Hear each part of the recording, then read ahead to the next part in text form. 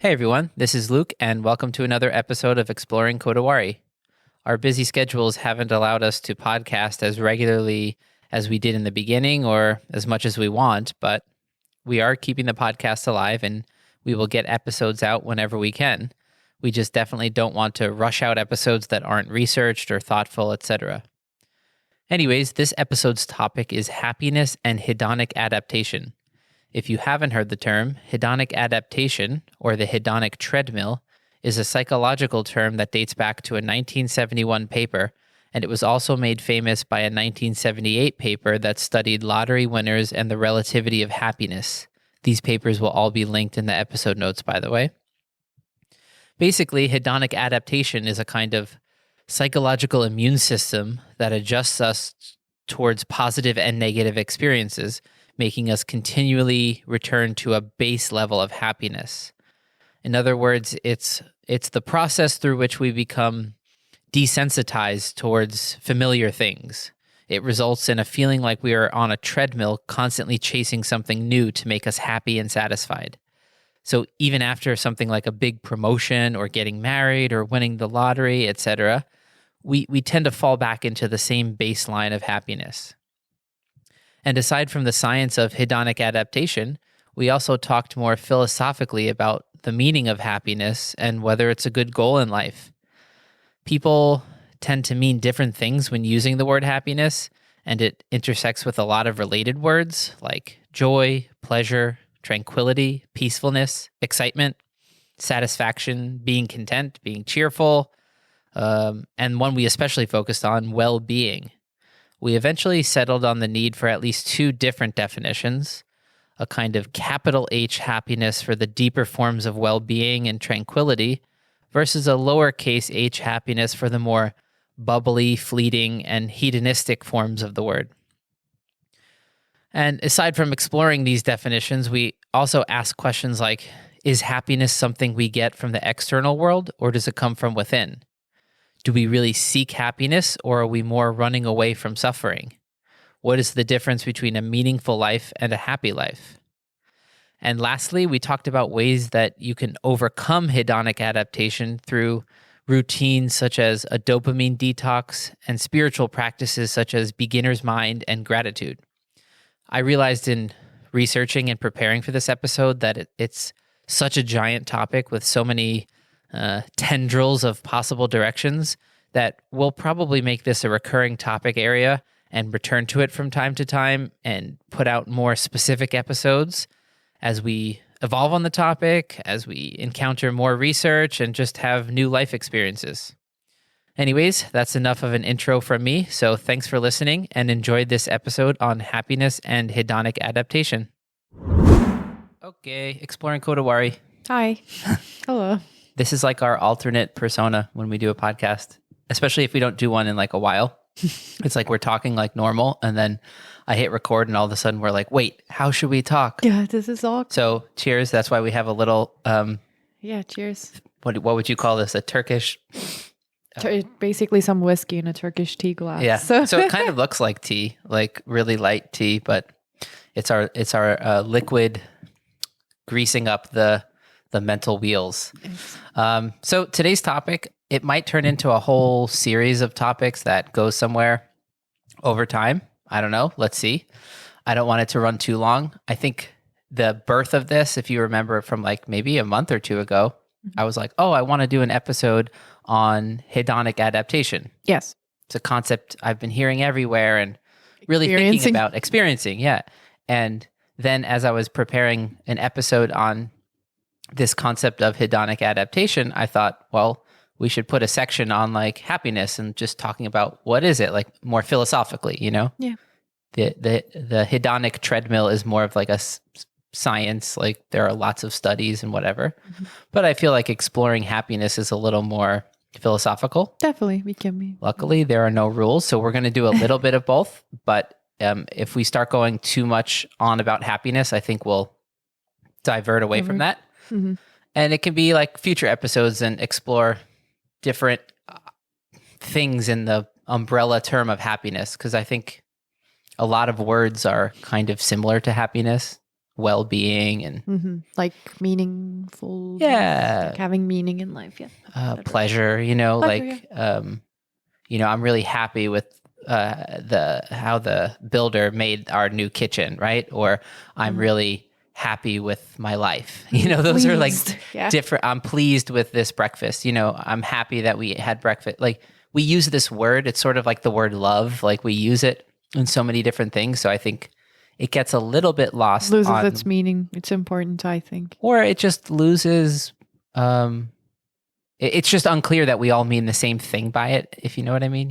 Like I use it. If I say, oh, I think a good goal in life is happiness, you might think that's a shallow goal. But I might be meaning something much deeper than you think. So let's explore this a little bit. I want to start with a quote. It's from The Wizard of Oz, like the book.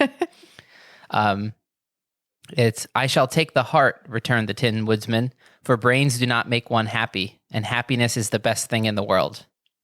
Interesting. So Yeah, makes sense. I'll start it off with like, what do you think happiness is? Or for you, or just, I'm going to ask that question and see where you go with it. The first thing that triggers is the Don Draper answer, Madman answer. Happiness is the moment before you want more happiness, which is, again, I think it goes hand in hand with hedonic adaptation. You always kind of want more. There's no end to it. I mean, we're going to get into that more, but that's just the first thing that came to mind. What is happiness for me? It's very hard to answer. I think it goes hand in hand with meaning. Like, I think if there's meaning, then there's happiness. That it's definitely not something that's permanent. For you. Yeah, for me. Like, I think it goes hand in hand with meaning, having a meaning in life.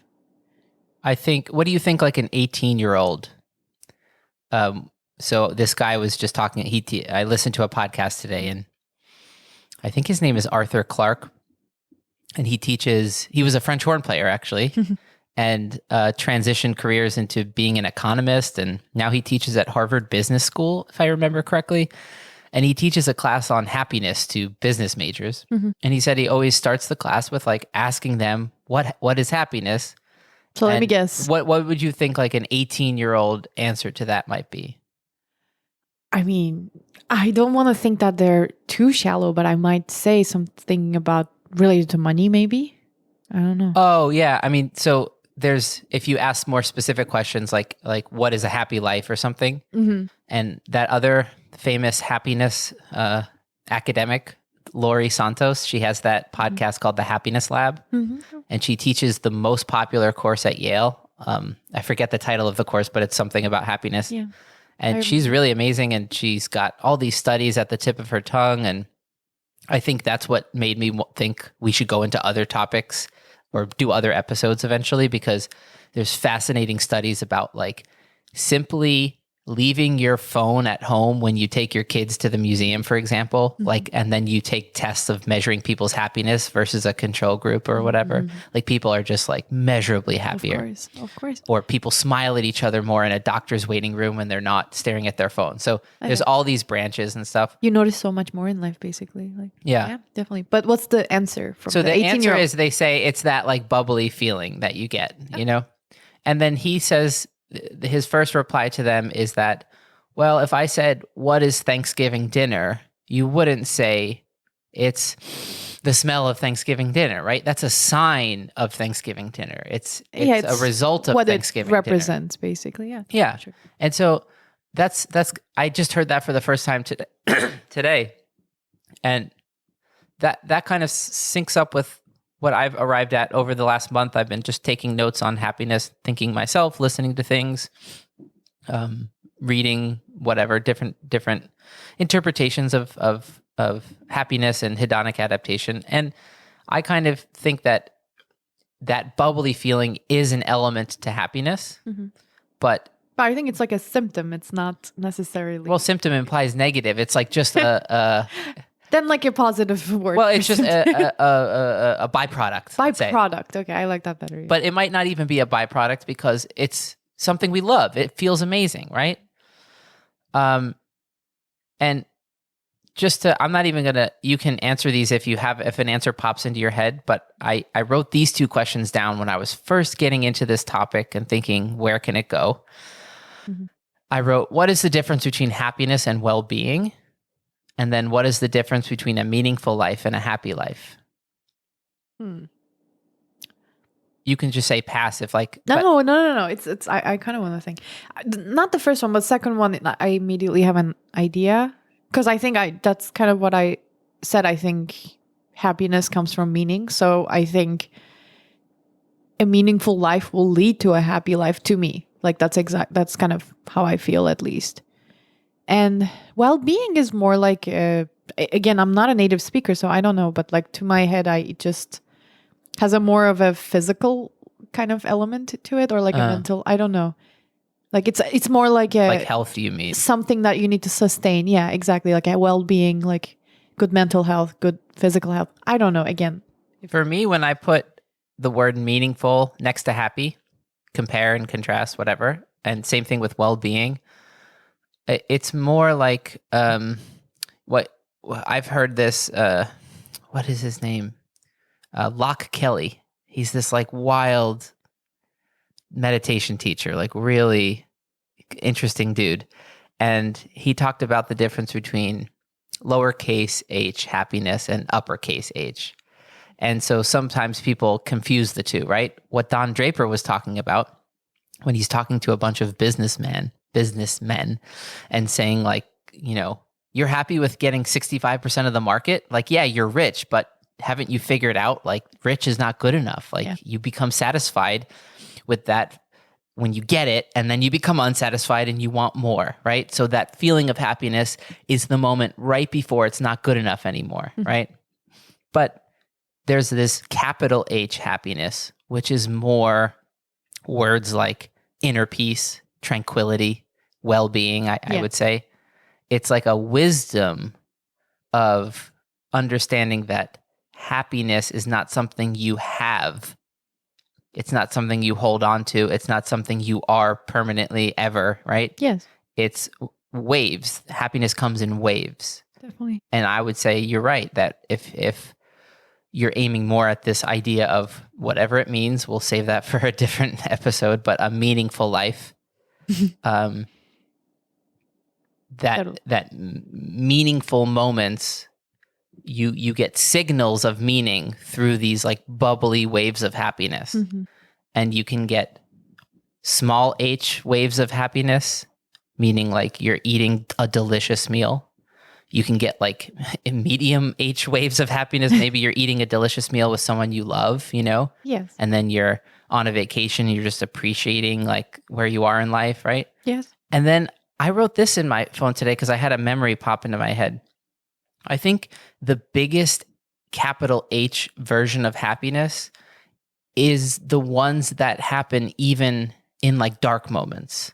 That's true. Meaning like when it's very easy, like most of the time, I think it's very easy to feel the bubbly version, when you have a slight buzz going on, etc. When you're like doing shallow things, like that kind of hits you for a second. But yeah, I think that's like a more deep version of it. I was thinking like almost at my grandma's funeral, I remember after one of the wakes, not everyone, but let's say like a third of the people there, a lot of the cousins and some of the uncles, there was like a restaurant bar kind of like right across the street from where the wake was.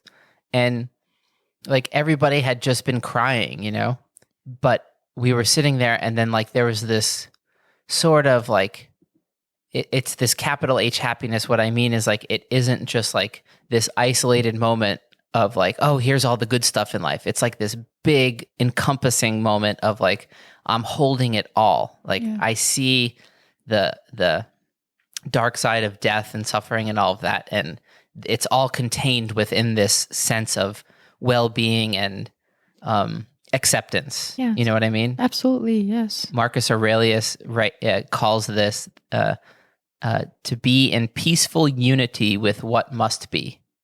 So there's an element of surrender to it, Yes. A sort of just accepting reality as it is and feeling very grounded and centered and peaceful and tranquil, right? I'm just saying a bunch of synonyms really, but this is what I think people mean when they say capital H, like happiness.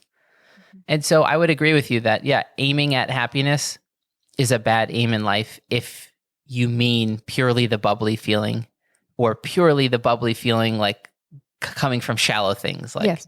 like eating that piece of cake, or, you know,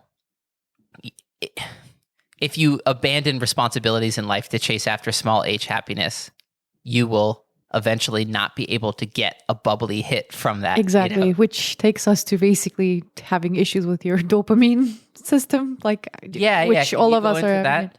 Sure. So I've been researching this a lot because, not a lot, but quite a bit, because I was kind of feeling like I needed like a dopamine reset. So I looked into dopamine detox a little bit, and What is dopamine?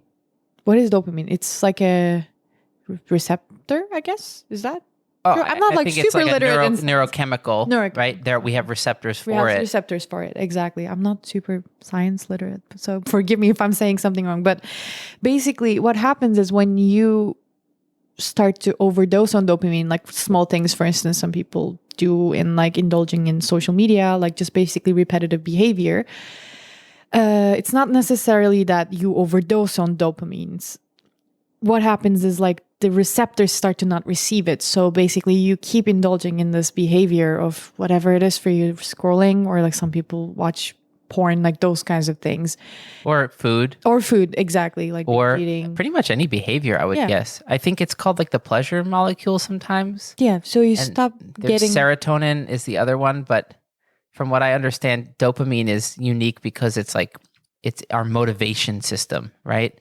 Yes. And so like I think so. you can be motivated to get a really deep goal in life, like get that new job or get a degree in this field, but people are also motivated to drive to the grocery store and buy that dessert, or so just things that you basically stop even having control. It's not even like emotion where it's controlled. Like a social media scrolling would be like, that's I'm like a little bit such guilty an of that. easy, like you don't have to Yes. get in a car to scroll down TikTok like for 5 more minutes, right? Yeah. So basically you start to compulsively do something that you don't even enjoy at the end, because your receptors are just not really receiving any pleasure out of it. And you start to feel more and more miserable, however you keep doing the same behavior. So that's when Almost like getting addicted to a drug, right? exactly You're like, wait, why is this thing not hitting me the way it hit me the first time? Like, do I need more? Do I need more? Right? Yeah. And you chase after this thing like a carrot on a stick, right? Yes. And I was like watching this YouTube video about this. I forgot who it was, but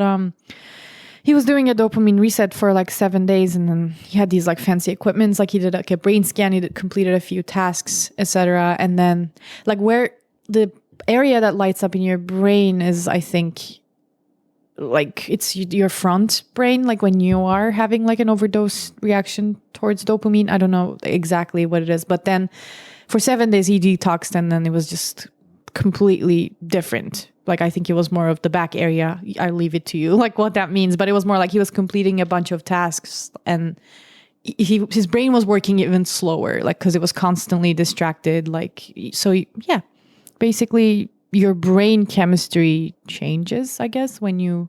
What exactly is a dopamine detox? I would assume if you're, let's say, I'll give you the one example I've heard about this on some YouTube channel. It was like, even something as simple as you want a glass of water, even though you don't associate that with like pleasure, there's actually, you get some dopamine from that, right? And the thirstier you get, the more your brain will motivate you with the potential reward of going to find that cold glass of water, just taking the sip and going, oh, thank God, that was amazing, right? Yeah. So he would say like, I even pause when like I feel that initial like impulse to go get a glass of water and sort of step away from it, let it pass, and then I'll get a glass of water in 20 minutes. But it's getting rid of that pattern of the immediate impulse following it, getting the pleasure kind of thing. So, it's like almost changing the circuitry in a way, but maybe you're talking about more like resetting receptors. It's more or like a reset. I mean, it says like it's known as detox, but like there's dopamine is not like a toxin for your brain. It's not bad or good. Like it's a very neutral response that happens in your brain. So it's more like a reset. Yeah. Because it starts to, I guess, Right. misfire or overfire. Like, Well, but in you're today's world, especially, right? yeah, exactly. So what I think you do is, depending on what your habit is, to just cold turkey for like a while On and then see what whatever you're happens. trying to reset, Exactly. right? Obviously, like you have to eat, but Oh yeah, like obviously. I'm just And- talking about what I watched. The video I watched was about screen time generally. Right. Like, yeah. So social media really hacks our happiness, pleasure circuits, whatever, oh, of course. Yeah. in a way that we don't even understand. But these algorithms Yeah. must have hacked something about. Like I've heard, I've never downloaded it, but I've heard TikTok is the worst of all the social media platforms. That's what I heard. Yeah, I don't use in it. that it makes Terrible. the ability to just waste that 5 more minutes, 10 more minutes, 15 more minutes. Like you don't even realize. There's no end to TikTok, basically. And you're constantly switching contexts. So like your brain is never settling. Like that's why it's hard to settle into a book. It's like you're settling into one context, right? Yeah. But like when you scroll through social media, it's like, here's this, now here's this, now here's this. And it's like 4 completely different things. Yeah. So it's like pleasurable because it's easy. Yeah, as a result of that, like real life activities start to not give you as pleasure, like taking a walk or like spending some quality time with your partner, or just very simple things like you a just sunset walk can be so pleasurable. But if you're addicted to the short-term hits of social media or the piece of cake, or it could be anything, I guess, right? And as a result of that, you're anxious basically pretty much all the time. And most of what you're like a drug addict. You're like, I need my fix. Exactly. Yeah. Well, most of where this comes from is like, because when you're indulging in that behavior, you're basically don't want to really deal with your emotions. So part of it is that, I think also it's like a way of dealing with difficult emotions is not a great way is not dealing Ignoring with them. Yeah. Exactly. So shove that back in the closet. And it's like if you live in a house for many years, you're like, you just have a closet where you put all the stuff you don't have the courage to throw away and like figure out if you should throw it away. Right. But like, you also don't want to, like, it's just like not, it's like, that's a future me problem. You know? Yeah, exactly. So yeah, that's that. I've also like read on this whole dopamine thing that the more long-term and meaningful your goal is, you know, the more like depth your dopamine system will have in motivating you. And you have to learn that your dopamine motivational system, you should be setting like short-term goals, medium-term goals, and long-term goals. And you have to have like signposts along the way so that you know what you're achieving, right? Over the next year, I want to grow my business this much. By the end of the month, I want to accomplish that goal. And then by the end of today, like these sort of signposts that you can tell yourself, okay, this is happening. But then you also, I think, have to know it's okay to feel that down feeling after you've accomplished something. Oh, definitely. We tend to set our sights on goals and we think if I accomplish this goal, I'll finally be happy. And then you are, right? You play that concert that you've been aiming at for a while. It's like on your mind the whole year because it's so hard or something. Yeah. And then you finally play it. It goes so well. You're so happy. You go out for drinks that night with the people. And then you're on the flight home or something and you go, what's next? What now? Yeah, you know? Exactly. And this guy who studies, his name's Andrew Huberman, I think. And he just has a great podcast. I was going to say, it sounds very familiar. Yeah, I think I got his name right. Lab? Yeah, that one, yeah. Okay. And he just goes through like studies in depth. His podcast episodes are like 3 hours long. And in one, he was talking about dopamine and motivation and just saying, after you accomplish a big goal, don't be surprised by that crash. Like that crash is very natural. Just wait. Don't like freak out about it. Don't think something's wrong. Just wait. And the new goal will start to materialize. Yeah. So I think it's okay to have goals and look out into the external world and realize like a lot of those things will bring you happiness. But it's that dukkha idea from Buddhism, right? That the external world is always changing. So if that is your source of happiness, just know that it's a very unreliable source, right? Yeah. You know, that classic quote, I say it all the time. Maybe I've said it on here a bunch. I don't know. Can you say his name? That French author. You're much better at French pronunciation than me. Which one? Hold on. Let me see. It's towards the top. It's now and then it's good to pause in our pursuit of happiness and just be happy. Oh, hold on. Whatever, it doesn't matter. I can't find it. It's a French guy, Apollinaire. Okay. Did I nail it? I believe you. Yeah, I still can't find it. Now and then it's good to pause in our pursuit of happiness and just be happy. And I think that quote, it's not always fun to unpack quotes when they just have a meaningful sense to them, but I think it's worth unpacking, and at least right now, that there are these two forms of happiness. There is the external thing that you pursue, a goal, then you get it, and you do get a hit of happiness. Mm-hmm. But he's saying, like, when you pause in that and just be happy, that's a thing you can do, right? It's beautiful. And that's an internally sourced happiness grounded in inner peace and that sort of deeper things, basically deeper internal things, right? And I don't even know if this comes from a quote. I couldn't find it, but I've heard it at some point. It went something like, you can never become happy. You can only be happy. And it's saying the same thing, right? You can't become happy because you're chasing after that promotion. You get the promotion. Now you're making more money than you ever dreamed of. Within 20 minutes, within 20 days, whatever the time scale is, you will not be happy again. And you'll be complaining and chasing after some new thing. Yeah. But at any moment, even if you got fired from your job, you're going through a divorce, whatever the thing is, you could pause and connect to your inner peace, see the world, and it's like zoomed out, kind of like big picture, and just be happy, right? Be happy, not in that bubbly sense necessarily, but in that inner peace and acceptance. Acceptance. I like that word. Yeah, that's what it is, I think. Before we go on to hedonic, I'll say the last thing I heard today on the podcast, the guy said, one of the main things I see why people aren't happy, he said, if life is like one of those pointillistic paintings, like those pixely paintings, right? He's like, people have their nose pressed against the canvas and they wonder why they're unhappy. It's like just step back and see the big picture, right? I remember a quote, but I'm going to butcher this and I don't even remember. I've been butchering it might be quotes all episode. Go for it. It was something like, you sit under the shadow of your tree wondering why you're not getting any sunlight type of quote. You know what I mean? Basically, like you're part your of own it is shadow. Yeah. You're getting in your own way. Yeah. Or like sitting under a tree. Yeah, like it doesn't have to be your tree, but I'll resist saying a Seinfeld quote.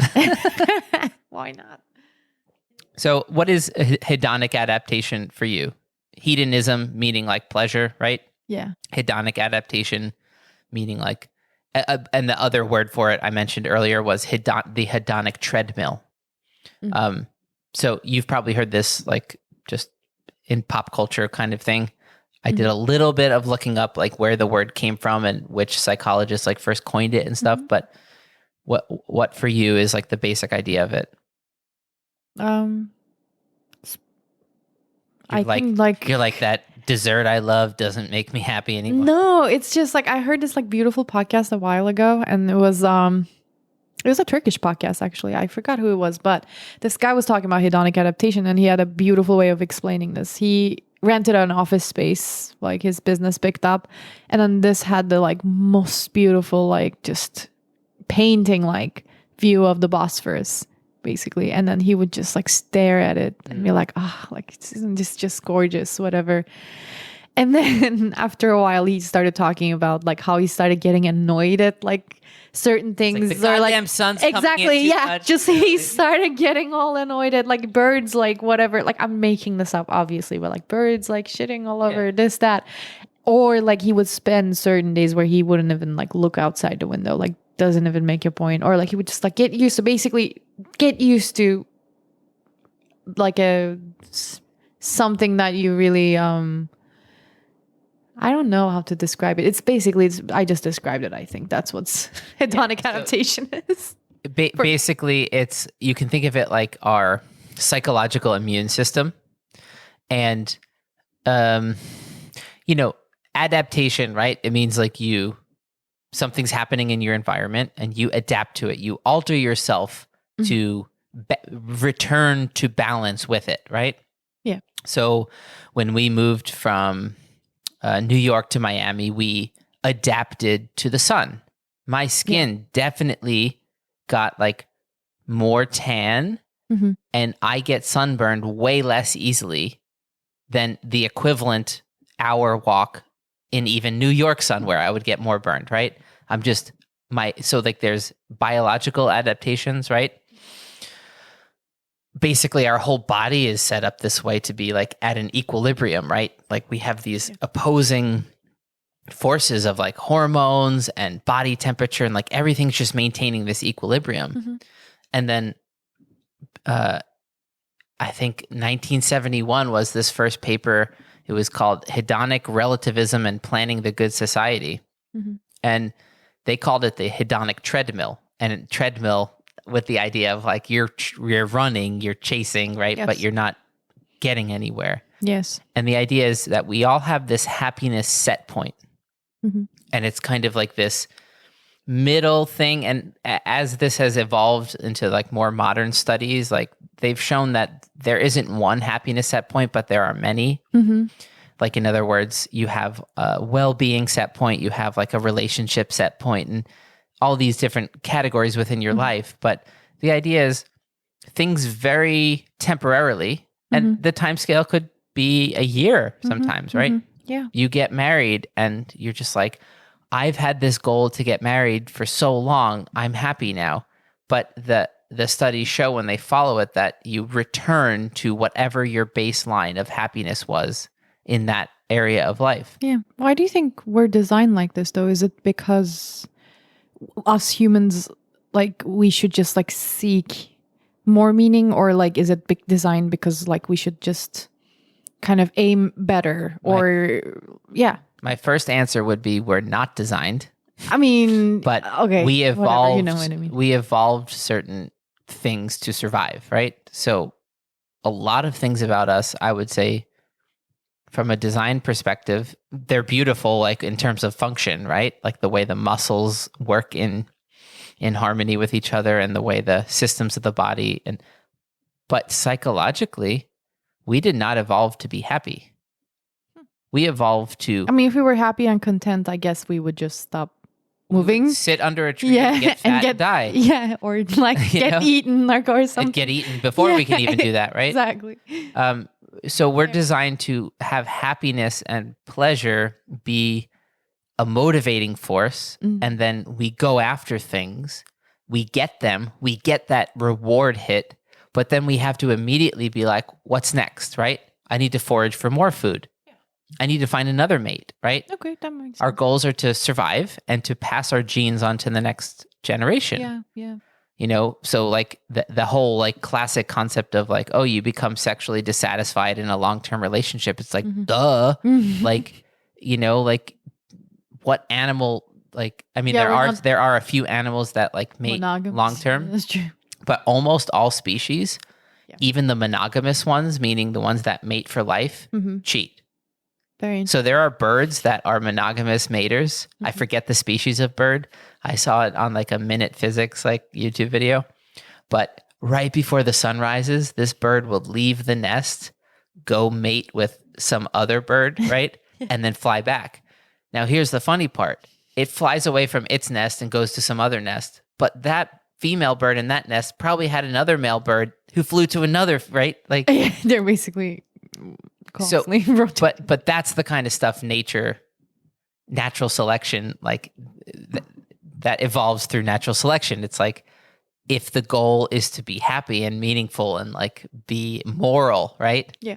Like, so there's nothing about ourselves that we should think is naturally like moral, or, you know, our systems internally are grounded in like being permanently happy. So we're evolved in a way that we always should chase the next thing, because that's basically our how we existed all throughout history. And hedonic adaptation happens on the scale of physical, like we've talked about dopamine already, right? Receptors don't bind to the molecule, or you don't produce the molecule as much, right? But it also happens on the psychological level, whatever that means, because like there's so much mystery to consciousness and stuff. So it's like something brings you pleasure, and then that pleasure will fade both on the circuitry level, but also on the psychological level. But here's the cool part. Hedonic adaptation, even though it's like literally like adaptation to pleasure, it also works in the negative. We adapt to awful circumstances in life and normalize to them. So if you live in a war zone, if you come from a non-war zone, like we live in a city that is on any scale comparatively to any animal or any human who's ever lived, we live in a remarkably peaceful city, right? Yes. But if you live in a war-torn city where like bombs are dropping and it's being invaded and whatnot, like probably in certain places in Ukraine right now or something, Yes. over time you adjust to that where that's the new normal. That's your new and you normal, don't have the same intense emotional reactions to that. So it also works to curb and adapt to negative things. That's interesting. Yeah, that makes sense. And in that sense, you would go, well, thank God we have that. Yes, right? because you probably can't really sustain being in that. I mean, obviously, it's not the same example by any means, but I think our generation, like when we experienced the global pandemic, like at first it was like insane. Like how, like, and you're like, okay, like that's what it is now. When did you adapt to it? Oh, pretty quickly, I think. Like by the time it was April, I'm like, okay, this is it. Like, I think after 1 week, after we couldn't, what was it? Flatten the curve in 2 weeks. I was on. I'm like, I was gonna say after 1 week, I was like, they were bullshitting us about that 2 weeks to flatten the curve That's thing. Definitely not happening. Oh crap! Now we're gonna have like some label put on our YouTube video because we mentioned the pandemic. Couch is gonna give you a call. Yeah. How dare you say that? So another few quick studies that are cool examples of this. A 1978 study called Lottery Winners and Accident Victims, Is Happiness Relative? And it studied lottery winners and paraplegics compared to a control group of just normal, people who didn't have so you would say like the lottery winners had like a spike of an amazingly like thing that makes most people very happy. And then people who had an accident and became a paraplegic had a very negative thing happen. And they controlled both of those. They compared both of those groups to a control group of someone who had nothing happen, right? Just living life like they have been. And it showed that they eventually returned to their average set point of happiness within some time frame. The time frame varies, right? But lottery winners you're talking about? Both, okay. Lottery winners, whatever, like, so people have different time frames, some like within a few months, some within a few years. It's basically you adjust to your new lifestyle. Yeah.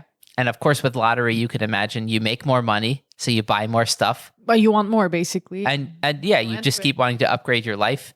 Now the bill collectors are at your door because you spent too much of the lots of money you had, right? Or not. Either way, you probably level out after a while. But yeah, even if you're just like, again, let's say you buy this fancy apartment overlooking the Bosphorus with a most amazing view. Eventually, I think something in us, if there's no problems in our life, we create problems. Yeah, kind of the surface too. Yeah. I said that to you today. You were talking about some issue you're dealing with, and you were getting annoyed, and I was like, don't forget, like, it's really good to have problems. That's true. Yeah. Because like if you don't, you get so bored that you start to poke at things in your life, even subconsciously. You'll like create problems all around you just so you have something to do, right? Yeah, that's true. And then the same thing with the paraplegics. Like they develop this sort of view of life like, well, yeah, this happened to me, but in a way I'm kind of grateful because all these other great things came because of that, So people return to this sort of set point is the idea. Interesting. So let's talk about a few ways. I don't know if you came up with any yourself. I have a few that I jotted down here. Once you know about hedonic adaptation, and I can imagine like, what was it? A few episodes ago, we did one on metacognition, whether you call it mindfulness, metacognition, this idea of like stepping back from like your ego identity and just kind of viewing your mind as if you're above it, above it, and just watching it happen. You can sort of watch your hedonic adaptation happen. Yeah, exactly. And then I think you can change it in a way. Like you can be mindful of it, maybe not change it, but like be mindful of it. Yeah. Whatever you can do, you don't have to be so tricked by it, right? Exactly. So, Especially if it's like as a response to like a positive experience, like where you, whatever. Anyway, or a negative one, right? or not. Yeah. Like sometimes it's easy to adjust to bad circumstances and you don't notice it's bad. And then like That's true. your friend comes over and sees like, you know, how your wife talks to you or something, or how your husband talks to you. And then they're like, are you okay with that? Like, and you're like, what? I just got so used to it, you know? Fair. So in both ways, like you want to be aware that you might be adjusting to your environment so much that you don't realize how you first experienced it, you know? That's true.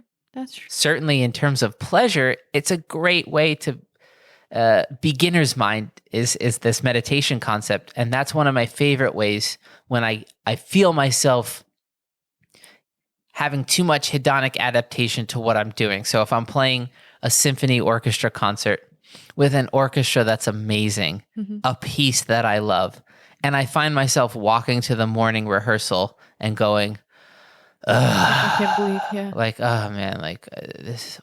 And then I stop myself. I see that part of myself. Yeah.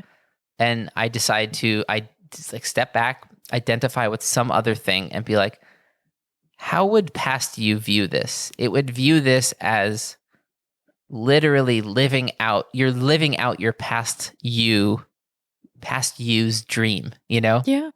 Yeah, that's very true. And that's just a mental exercise. Yeah, I try to remember that every time I'm complaining about a situation. That's very true, yeah. Another one is just gratitude, right? Yeah. A lot of these things everybody knows what the word gratitude means, but people don't realize you could practice gratitude. Of course.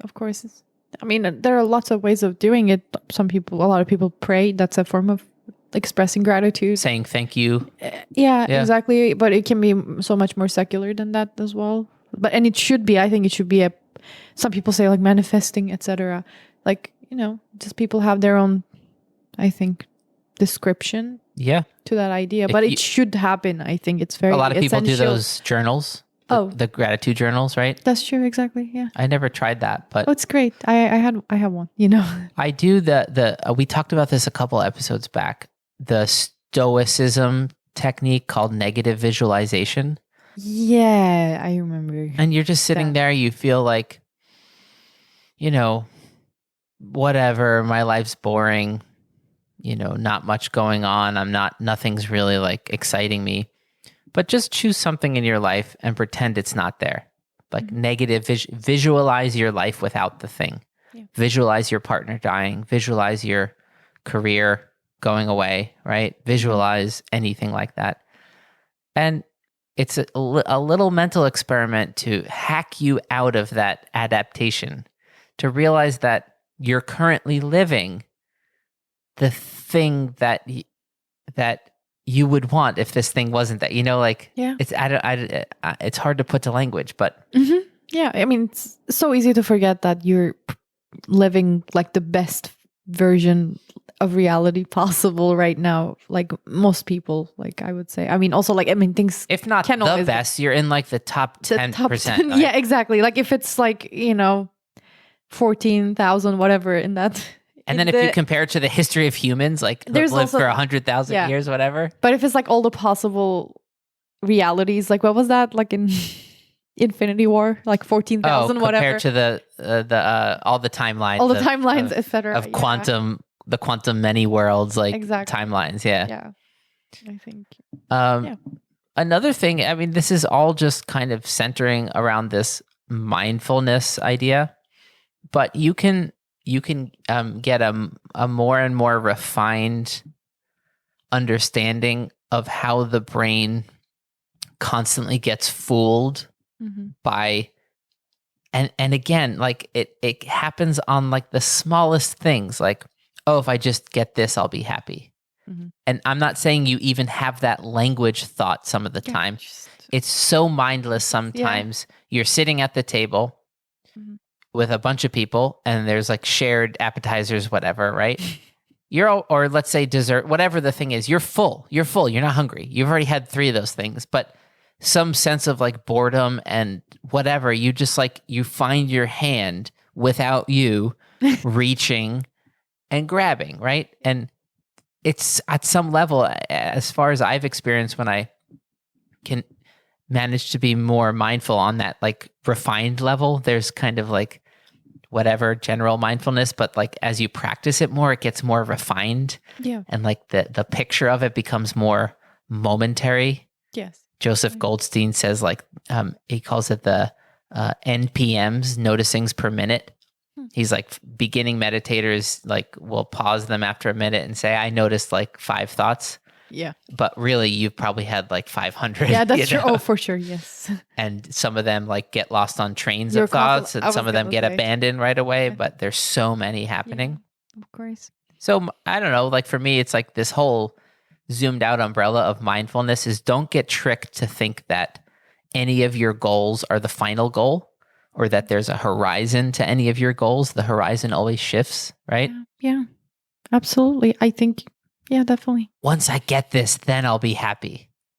Oh, I realized that at such a young age that that's not how life works. I'm not trying to say that I'm like superior to other people or like whatever, but I think I really realized that very quickly.